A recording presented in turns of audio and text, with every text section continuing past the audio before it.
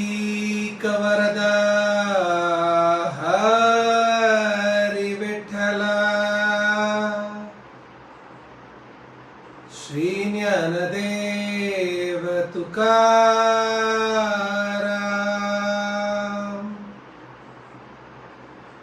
पंढरीनाथ महाराज की जय।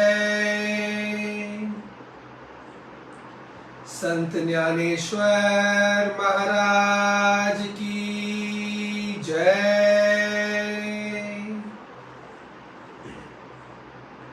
जगत गुरु संत तुकाराम महाराज की जय। पूज्य श्री श्री अम्मा की जय। महान ब्रह्मश्री श्री गोपालवल्लीदासर की जय। गोविंद नाम संकीर्तनम गोविंदा गोविंदा। जय जानकी कांत स्मरणम जय जय राम राम। गोपिका जीवन स्मरणम गोविंदा गोविंदा। जय सद्गुरु महाराज की जय। समस्त भागवदल को जय। हे गुरु विष्णुं भजे हे गुरु ब्रह्मं भजे हे गुरु कमल नयनं भजे हे गुरु कर कोमलं भजे हे गुरु पाद पंकजं भजे हे गुरु विद्या रूपं भजे हे गुरु ज्ञान वैराग्यं भजे हे गुरु मोक्ष साधनं भजे हे गुरु वेदारूपं भजे हे गुरु वेदात्म स्मरणं भजे हे गुरु सकल सौभाग्यं भजे।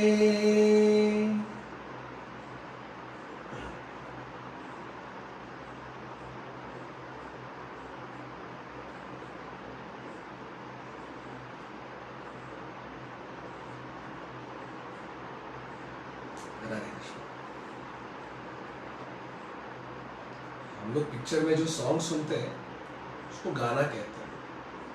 शब्द होते हैं और उसमें कुछ ट्यून्स आ जाते हैं तो उसे हम गाना कहते हैं। लेकिन वही शब्दों के साथ धुन के साथ या धुन ना हो लेकिन उसमें अगर कोई प्रभु की कीर्ति करे तो वो अभंग बन जाते हैं, भजन बन जाते हैं, कीर्तन बन जाते हैं, दोहे बन जाते हैं।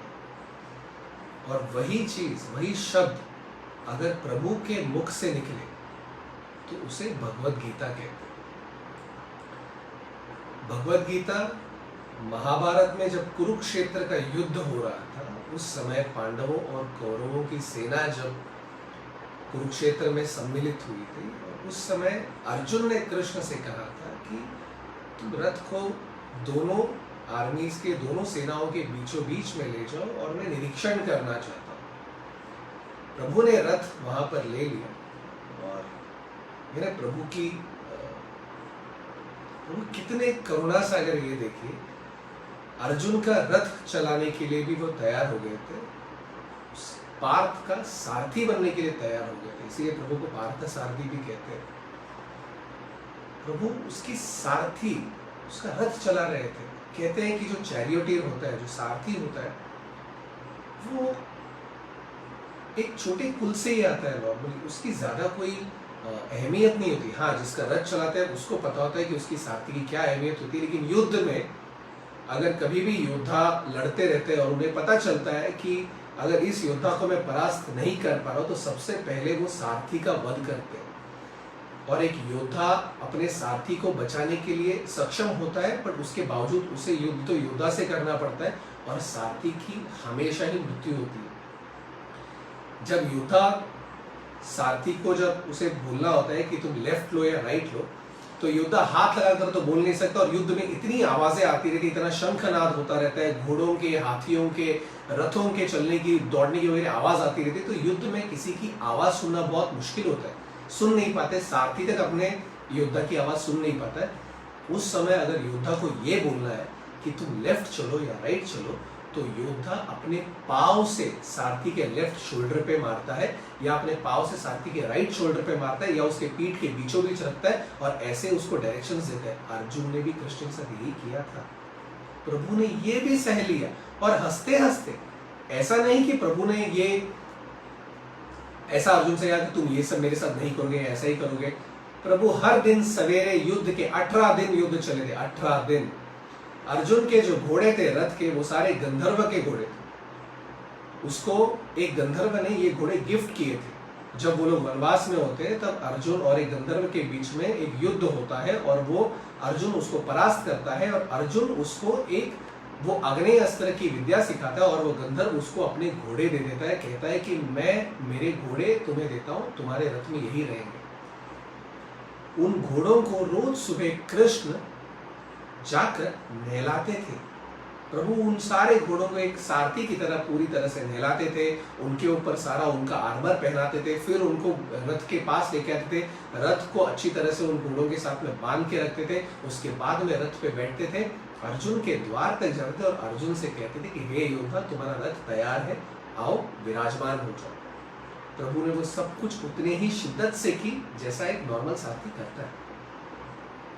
जब अर्जुन कृष्ण को कहता है कि तुम बीच में ले चलो, कृष्ण ले जाते हैं, और उसके बाद में अर्जुन देखता है तो सामने कौरवों में उसको सबसे पहले कौन देखता है?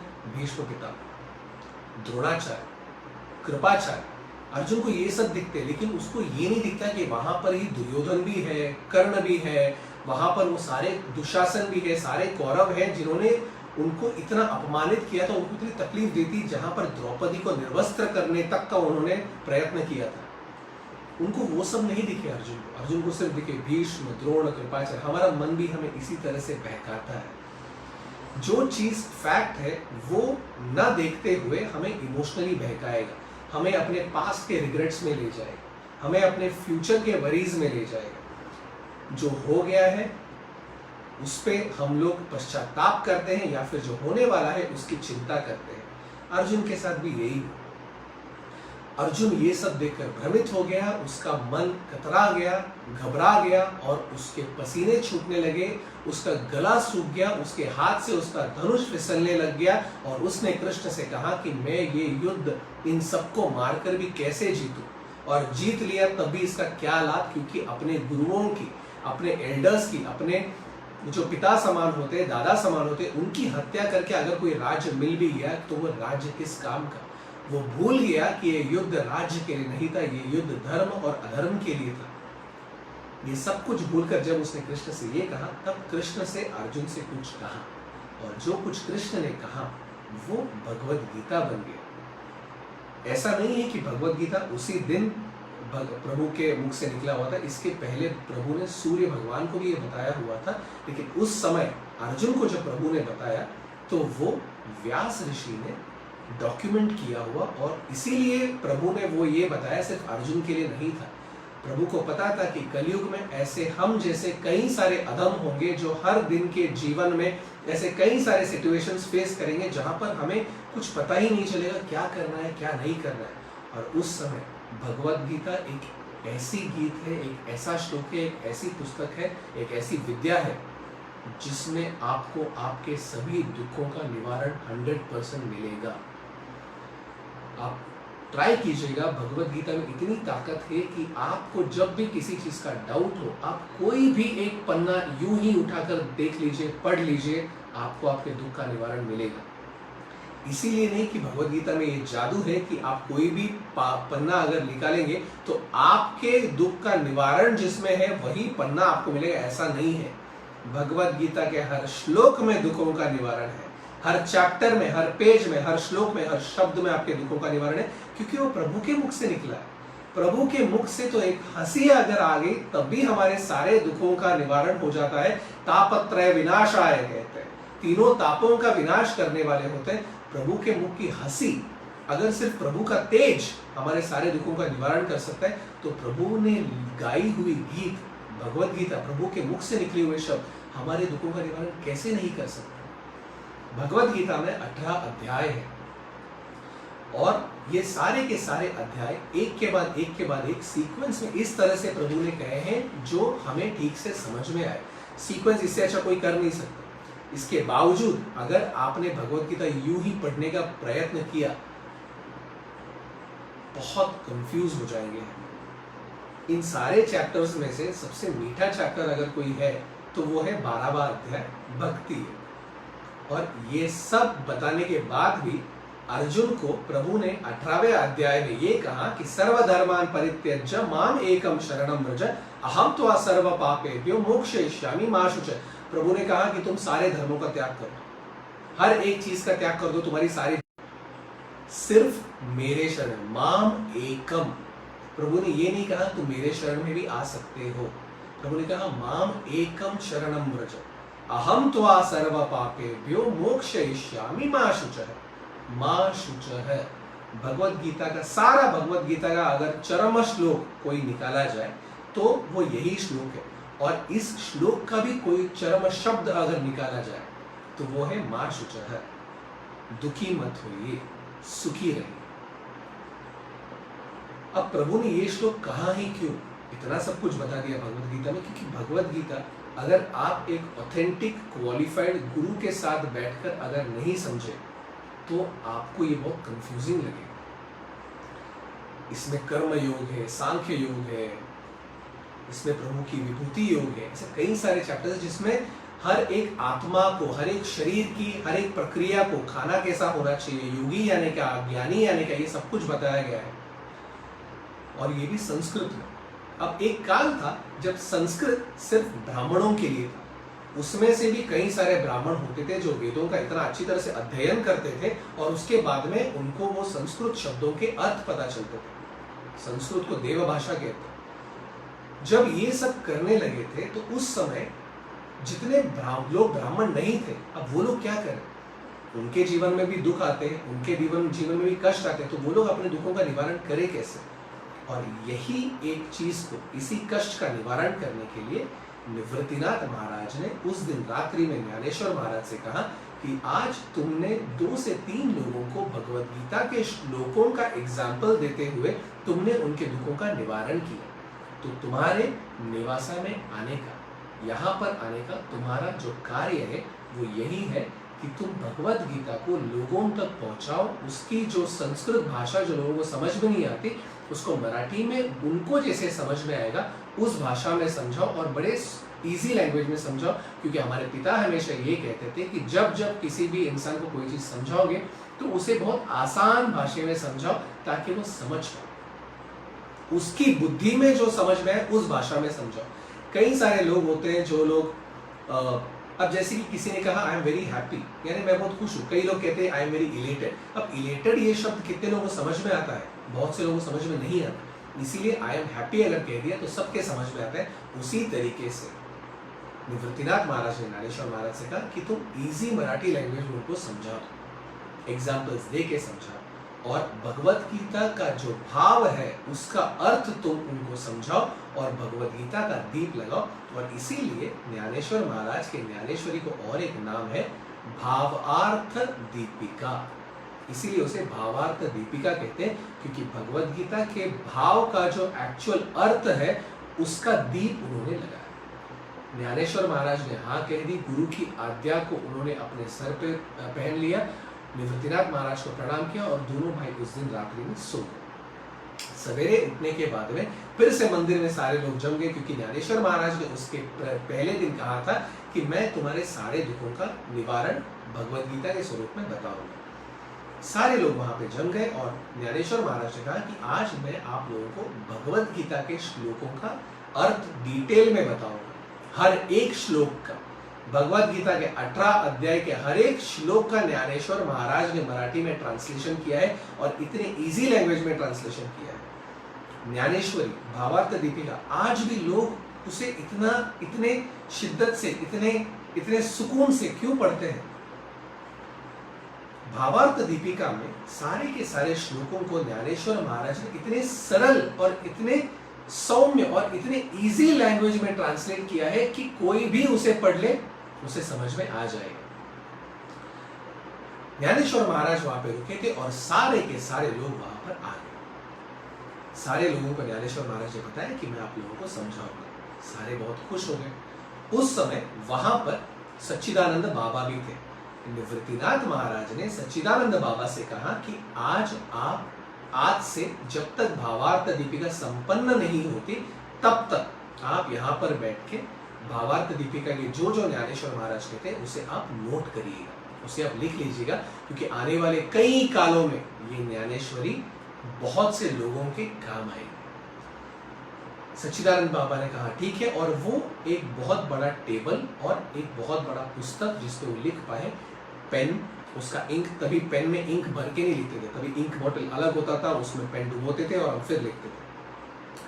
वो सारे के सारे चीजें लेकर वो बैठ गए। जब वो बैठने वाले थे तब निवृत्तिनाथ महाराज ने उनसे कहा कि आप ज्ञानेश्वर महाराज ऐसे बैठे हैं, उनके पीछे वो पैसाचा खाम है, जो पिलर है वो है, और तो उन्होंने कहा आप ज्ञानेश्वर महाराज के राइट हैंड साइड में बैठिए। ज्ञानेश्वर महाराज के हाथ के राइट हैंड साइड, हाथ के साइड में बैठिए और वहां बैठकर लिखिए। ये उन्हें कैसे पता चला? जब निवृत्तिनाथ महाराज नेवासा में ज्ञानेश्वर महाराज को ढूंढते हुए आए थे और जब उन्होंने ध्यान किया करके अपने गुरु को ध्यान किया था, तब उन्हें इसी चीज की दर्शन हुई थी कि ज्ञानेश्वर महाराज पैसाचा खाम के पास बैठकर कुछ बोल रहे हैं और उनके राइट हैंड साइड में सच्चिदानंद बाबा बैठकर कुछ लिख रहे हैं। ये जब उन्होंने देखा तो उसके बाद में उनको ये पता चला कि उनके गुरु ने उनको पहले से ही इस दिन के बारे में बता दिया था। आपके जीवन काल में जो कुछ भी हो रहा है वो पहले से ही लिखा हुआ है, इट इज प्रीडिस्टाइन्ड। स्पेशली वो लोग जो लोग भक्ति करते हैं और जिनको सद्गुरु की प्राप्ति है, उन लोगों के जीवन में जो कुछ भी पहले से ही उनके कुंडली के हिसाब से लिखा हुआ है वो कोई भी चीज नहीं होता। जो भी प्रभु की इच्छा होती है उसी के हिसाब से होता है। आपके कर्मों का फल सारा का सारा प्रभु अपने जाप से उसको सारा भस्म कर देते हैं और प्रभु आपके जीवन की एक नई कथा लिखते हैं, खेलते हैं प्रभु आपके साथ। आपके जीवन में कई सारे सिचुएशंस आएंगे जब आपको लगेगा कि ये क्यों हो रहा है। स्पेशली एक बार आपको गुरु प्राप्त हो गए, उसके बाद जब आप जाप करना शुरू करते हो, आपकी जिंदगी में ऐसे ऐसे चीजें होने लगती हैं जिसकी आपको कुछ समझ में ही नहीं आएगी कि ऐसा क्यों हो रहा है। प्रभु आपके साथ खेलते रहते हैं। पर एक माँ अपने बच्चों के साथ नहीं खेलेगी तो किसके साथ खेलने वाली? उस माँ को और किसी चीज में रुचि कहाँ से आएगी? एक माँ हमेशा अपने बच्चों के साथ ही खेलती है। इसीलिए जब आप जाप करते हो, यकीन मानिए आपके जीवन में हर वो चीज जो होती है वो प्रभु आपके साथ खेलते रहते हैं। निवृत्तिनाथ महाराज मन ही मन में अपने सद्गुरु को प्रणाम करते हैं और उसके बाद में वहां पर ज्ञानेश्वर महाराज भगवत गीता का पारायण करने के लिए शुरुआत करने ही वाले होते हैं। इतने में वहां पर एक बहुत बड़े ज्ञानी ब्राह्मण आ जाते हैं। वो वहां पर ज्ञानेश्वर महाराज को देखकर बहुत ही अपमानित स्वर में कहते हैं कि तुम इतने छोटे से बालक भगवत गीता का पारायण करके उसके श्लोकों का अर्थ बताने निकले हो। पहले मुझे तुम्हारी परीक्षा करने दो, मेरे कुछ प्रश्नों का तो उत्तर दो, और वो उत्तर देने के बाद फिर मैं ये अनुमति दूंगा तुमको कि तुम ये चीज कर सकते हो या नहीं। ज्ञानेश्वर महाराज किसी भी चीज के लिए उसमें वो कतराते नहीं है, वो कहते हैं ठीक है मैं ये कर दूंगा, आप पूछिए आपको क्या पूछना है। वहां पर तब वो स्वामी, वो ब्राह्मण उनसे पूछते हैं कि भगवद गीता में ही प्रभु ने ये कहा है कि प्रभु निर्गुण स्वरूप है, और भगवद गीता में ही ये कहा है कि प्रभु का सगुण स्वरूप है, और प्रभु ने ये भी कहा है कि इन दोनों रूपों में ही तुम मेरी भक्ति कर सकते हो। ये दोनों ही कॉन्ट्राडिक्टरी स्टेटमेंट्स है, यानी दोनों ही कंप्लीटली अलग अलग स्टेटमेंट्स है, ऑपोजिट स्टेटमेंट्स है। ये कैसे पॉसिबल है? ऐसा हो ही नहीं सकता और ऐसा नहीं होना चाहिए, लेकिन भगवद गीता में प्रभु ने कहा है, इसका क्या अर्थ है? ज्ञानेश्वर महाराज निवृत्तिनाथ महाराज के चरणों को स्पर्श करते हैं, उसके बाद में इस ब्राह्मण को देखते हैं और कहते हैं कि मैं आपको ये इसका अर्थ बताता हूं। जिस वक्त वहां पर राम लक्ष्मण सीता तीनों वनवास में गए होते हैं, उस वक्त वहां पर एक ऐसा समय आता है जब लक्ष्मण जी राम के साथ गए। क्यों लक्ष्मण जी राम के साथ इसीलिए गए थे क्योंकि उनको प्रभु के सगुण स्वरूप की भक्ति करनी थी।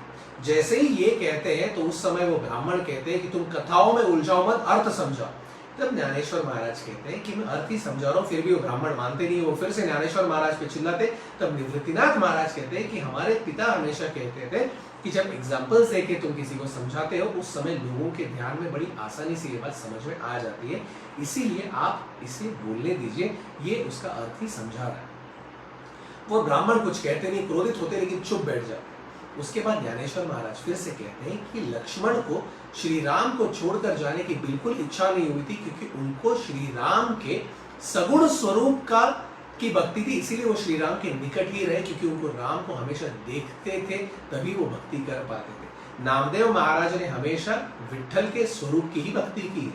विट्ठल की मूर्ति उनके लिए बहुत प्रिय थी। उन्हें पता था ये बात कि प्रभु तो कण कण में बसते हैं, हर जगह बसते हैं, फिर भी उनको विट्ठल का वो स्वरूप ज्यादा पसंद था, सगुण स्वरूप, जहां पे आप प्रभु को देख पाए, छू पाए।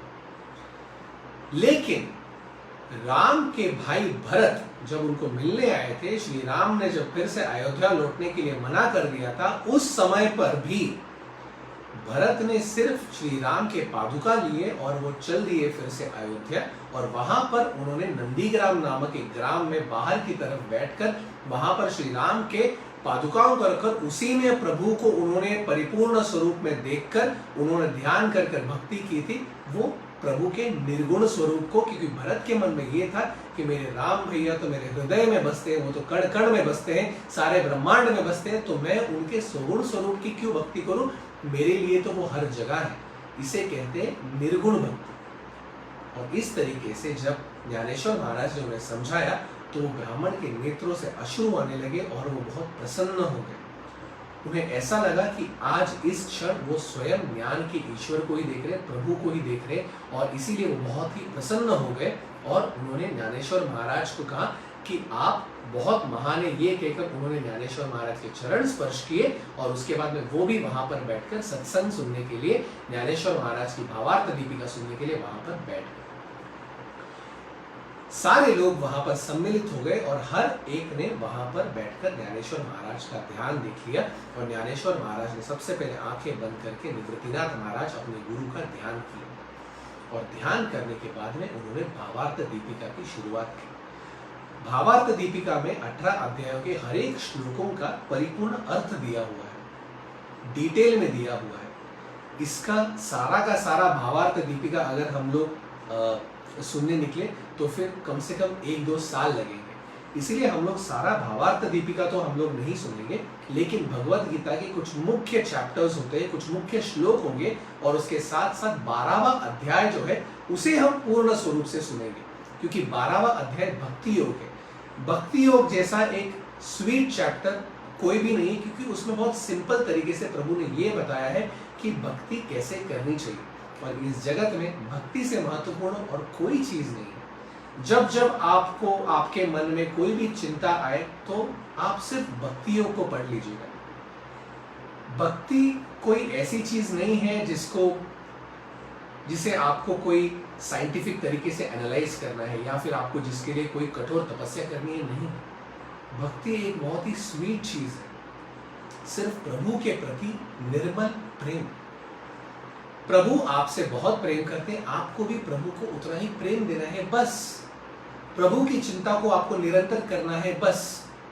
इसीलिए जब आप गुरु का ध्यान करते हैं, प्रभु का दिया हुआ, गुरु ने दिया हुआ प्रभु के नाम का जाप करते हैं और प्रभु के प्रति निर्मल स्वच्छ प्रेम जब व्यतीत करते हैं कि मेरे लिए मेरे प्रभु सर्वस्व है और मैं हमेशा उनके ध्यान में रहूंगा या रहूंगी, इतना आप जब सोच लेते हैं और प्रभु से आप जब इतना ही भक्ति भाव से प्रेम करते हैं, उसी को भक्ति कहते हैं और यही जीवन का सरल अर्थ है। ये जब तक आप करेंगे तब तक आप जीवन में बहुत आनंदित रहेंगे और भक्ति योग से अच्छा चैप्टर और कोई है ही नहीं। कुछ मुख्य श्लोक है, जैसे कि अनन्यास चिंतयन्तो माम ये जना पर्युपासते तेषां नित्याभियुक्तानां योगक्षेमं वहाम्यहम्। दूसरे अध्याय में भी प्रभु ने अर्जुन से जब ये कहा कि असंशयं महाबाहो मनोदुर्निग्रहं चलम अभ्यासरतो कौन्तेय वैराग्येन च गृह्यते। ये सब श्लोकों में बहुत एक रहस्यमय अर्थ, इसीलिए हम इन अध्यायों और इन श्लोकों को हम डिटेल में सुनेंगे और ये हम अगले वेडनेसडे को भावार्थ दीपिका के पहले श्लोक से ही शुरू करेंगे। तो तब तक प्रभु के नाम का जाप कीजिए, भक्ति कीजिए और हो सके तो भगवद गीता अवश्य उठाकर एक एक चैप्टर या फिर 12वें अध्याय को एक बार स्मरण कीजिए। 12वां अध्याय सबसे छोटा वाला चैप्टर है और बहुत ही